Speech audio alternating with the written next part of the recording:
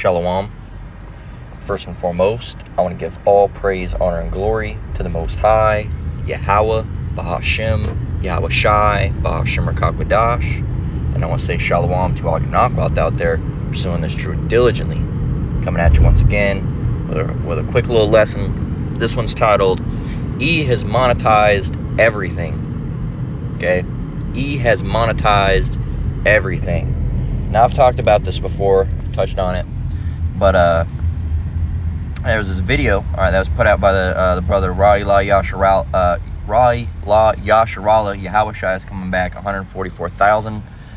This little short video that I wanted to play, and show you brothers and sisters, and then just make some comments on some other things that he's done it about.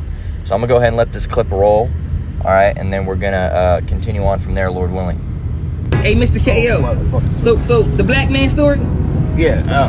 My brother knows the black man story. What's the black man story? Black man story. Black history. Black history. Black man invented the stoplight. Okay. White man invented the ticket. Hold. Say it one more time. Black man invented the stoplight. Mm-hmm. White man invented a ticket. Keep going. Black man invented the light bulb. White man invented electric bill. Black man invented the red light. White man invented the ticket violation. That's all you got for today? That's all I got. That's all we got. Part one. Part one. Black man invented the telephone. White man invented the telephone bill. That's the wisdom from the OGs today. Ashe. Hey, Mr. K. All right. So, the way the phone works, I wasn't able to hear it, but I remember from watching it a little bit earlier that I don't remember everything that they said, but what they basically said. The white man created, the black man, so-called, right, created the traffic light. All right. The white man created speeding tickets. All right. And it says the black man created the red light. All right. The white man created, what did he say? He said traffic and friction or something. I can't remember exactly what he said. Y'all brothers and sisters here heard it just a moment ago. Basically saying everything that the so-called black man has done has been they've tried to shoot it down. Okay, they've tried to shoot it down, and that could really, if we go and got a list of black inventions, and let's see if we can do that with Siri. So I pulled it up here. So significance of black inventions. So we got the touch tone telephone, which they charge for. The portable fax, which they charge for. Caller ID, which I think back in the day you had to have something special to even be able to get it, so they charge for it. Fiber optic cable, which all those things. But let's see, black inventions. Okay, let's go and look at black inventions. Okay, what do we have here?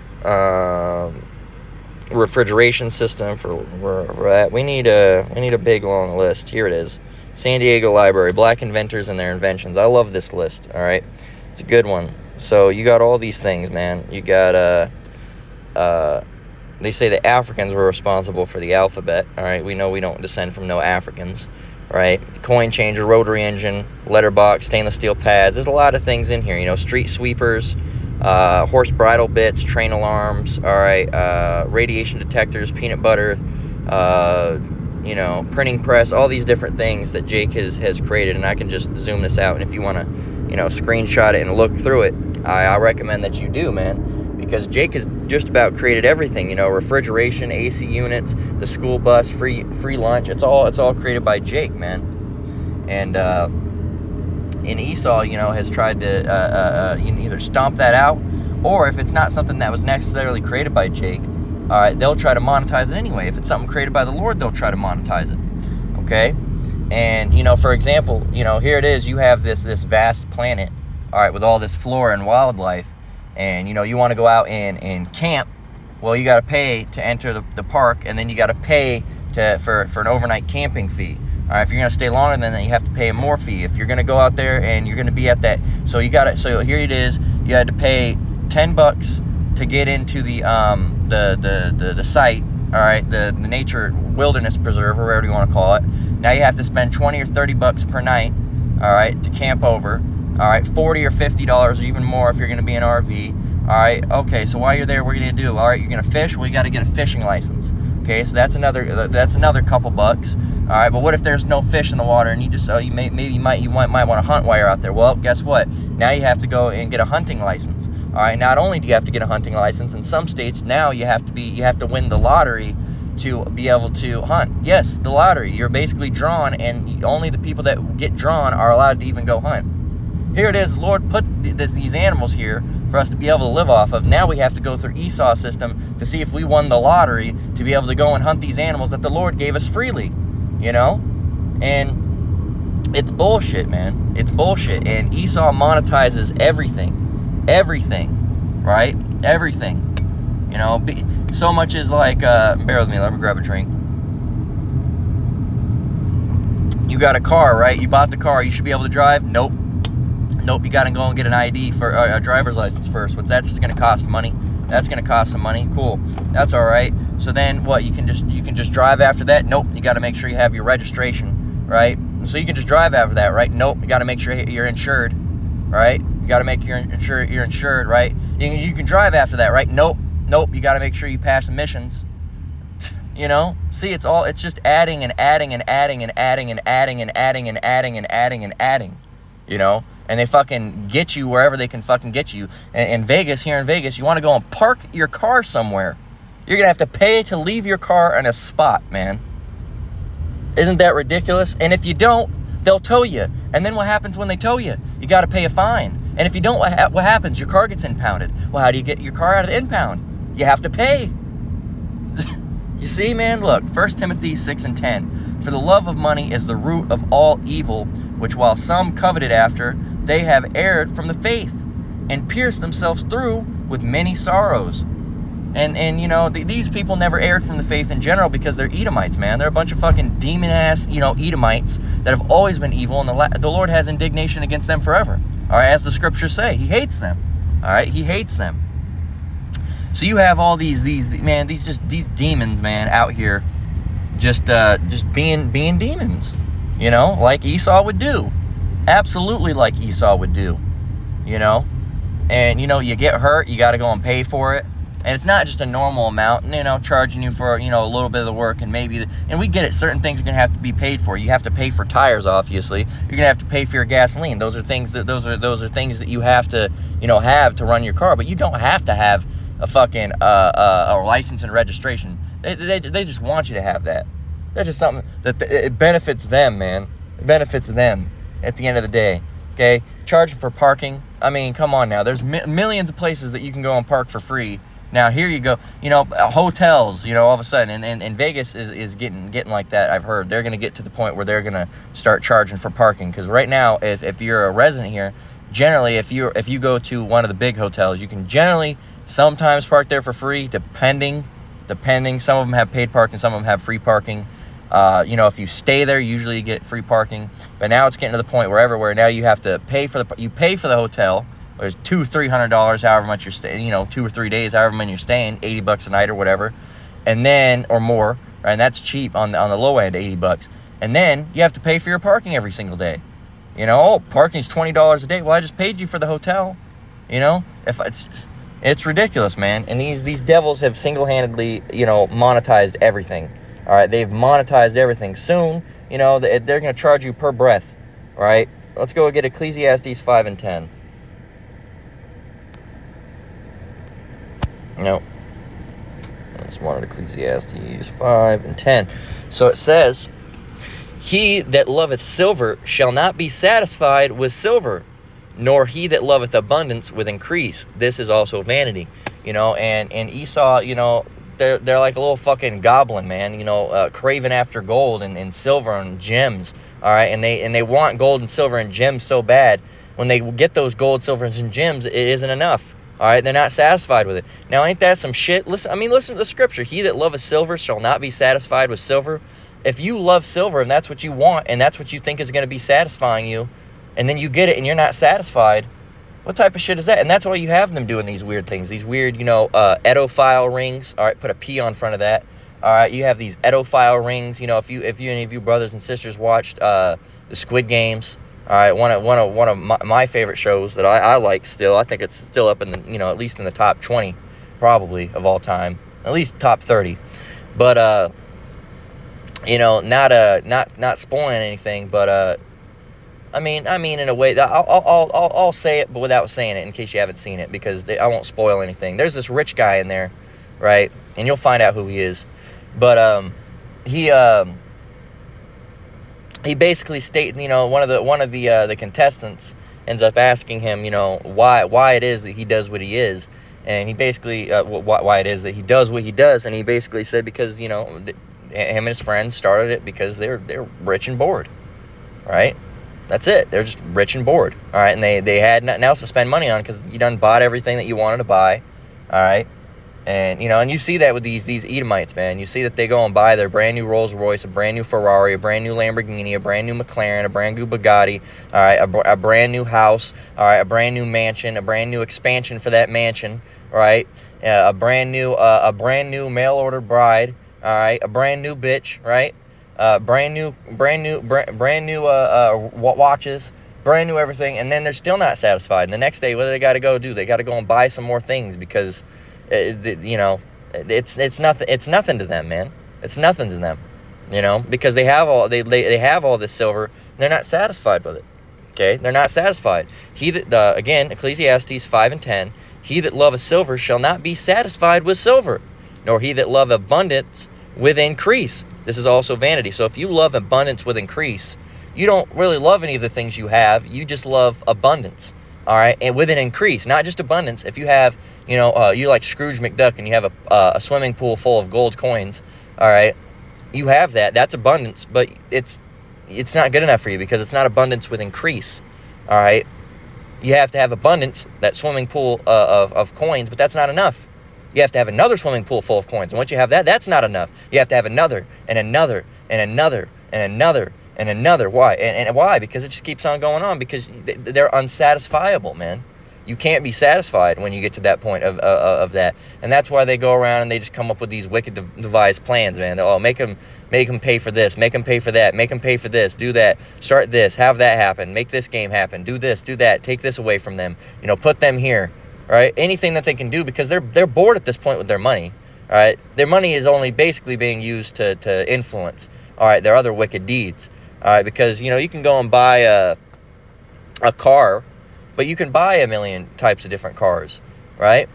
But what if you did something new? What if you created this game where, you have all this money, so it doesn't really mean shit to you, and you take these poor people, right, that really need the money for one reason or another, and you all make them compete in a game of death against each other, all right? And then, you can bet money. All right, because, again, you're throwing it away. It don't mean shit to you. So you can just take that money and bet that money against other rich people and say, I think this guy's going to win, And then you can set up traps and come up with different new, it's like Dungeons and Dragons, all right? When you're the dungeon master, man, you sit back and you think about all the traps you can plan and, what demons and devils and zombies and skeletons the party's going to encounter, all right, in the game. And then they play the game and, the party doesn't know what they're going to encounter. All right, but you've set all this stuff up for them to encounter, for it to be a fun experience for yourself and the players.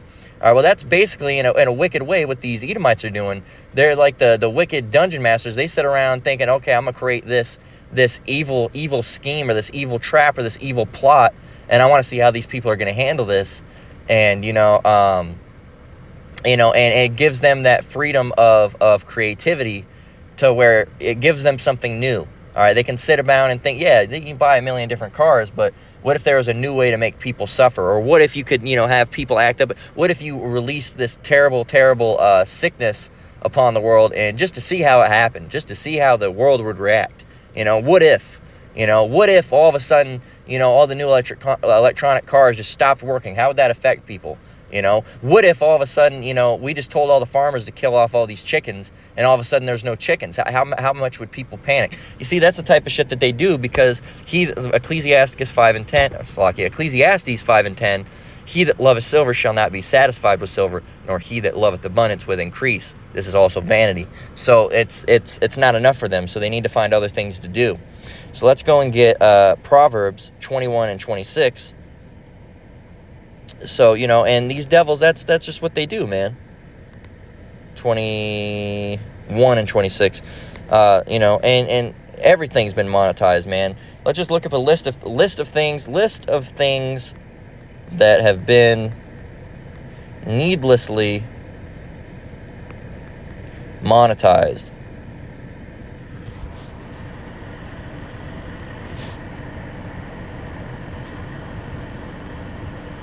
Well, that's not gonna... Give me a minute. Let me go and get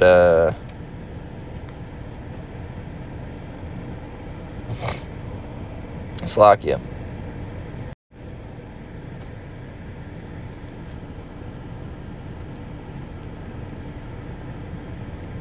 No, these are all services that are providing a service. That's the thing. You know, well, that's true. There's one. Educational resources. You know, college. You got to pay to learn. You know, and here it is. You got to pay to learn. You got to pay for them to teach you, man. And it makes no sense. You say, well, they got to make money. What about the teachers, man? What about the teachers in elementary school?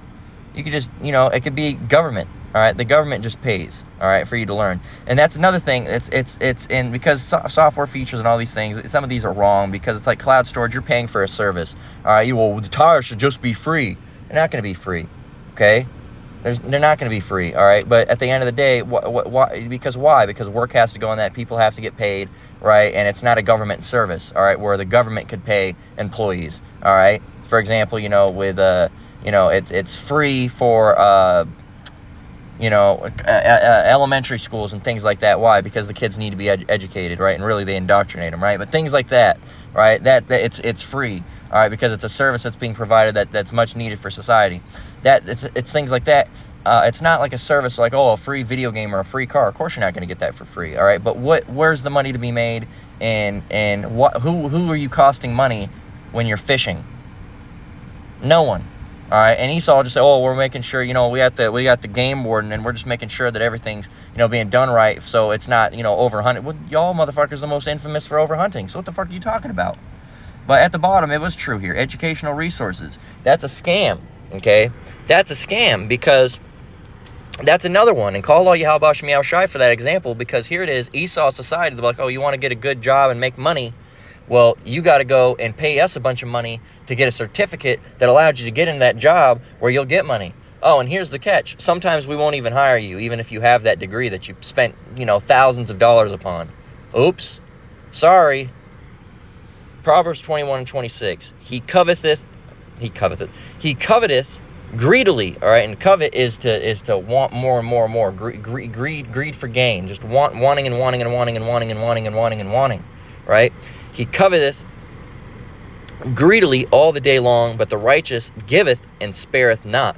That's why you say you'll never see a rich man, you know, given to a homeless man. All right, you'll see another poor man giving to another poor man. All right, you'll never see a rich man do it, because they're just greedy.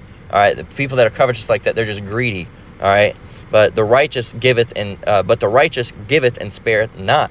And you know, and that's one of the things that we're known for as Israelites is giving to the poor and helping the needy.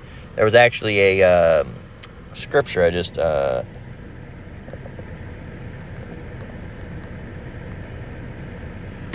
I might be messing it up.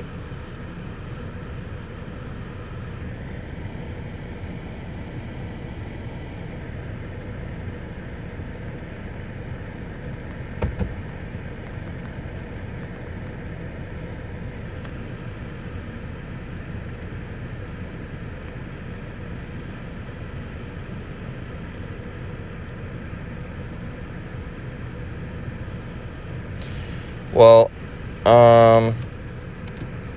there's a couple of different ones. This Matthew 6 and 3 is pretty good. We'll go and get that real quick. That's not the one I was looking for, but Matthew 6:3. So it says, but when thou doest alms, let not thy left hand know what thy right hand doeth. And what is giving alms? It's like giving to the needy. All right, what is alms? All right, money or food given to poor people. All right, but when thou do, and this is going to be very important for these Edomites that are on social media. But when thou doest alms, let not thy left hand know what thy right hand doeth. All thine alms may be in secret, and thy Father which seeth in secret himself shall reward thee openly. I gave to the poor. I gave to the poor. I gave to a homeless guy. I gave to a homeless guy. I gave to a homeless. Did you know I gave to a homeless guy? Did you know I gave it to him? Did you know I gave him something? Hey, I'm a good person. I'm a good person. Hey, I'm a good person. I gave to a homeless guy. Hey, everybody, look at me. I'm a good person. No, it's not about, being looked at as good. Look, the Lord, like it says, and thy Father which seeth in secret himself shall reward thee openly. All right? So, fuck you in your little video, man.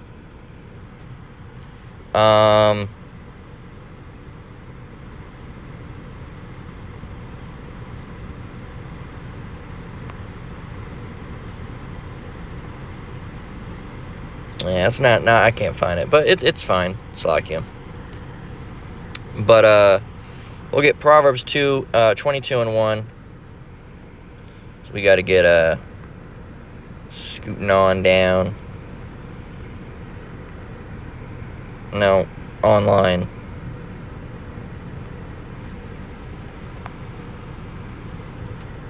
We're getting Proverbs 22 and 1. It says, a good name is, Proverbs 22 and 1, a good name is rather to be chosen than great riches, and loving favor rather than silver and gold. But these Edomites, man, they'll tarnish they don't have a reputation to begin with. They have a reputation for being devils, but they'll tarnish any type of good name that they could have, quote unquote, deceived their way into having for just for riches.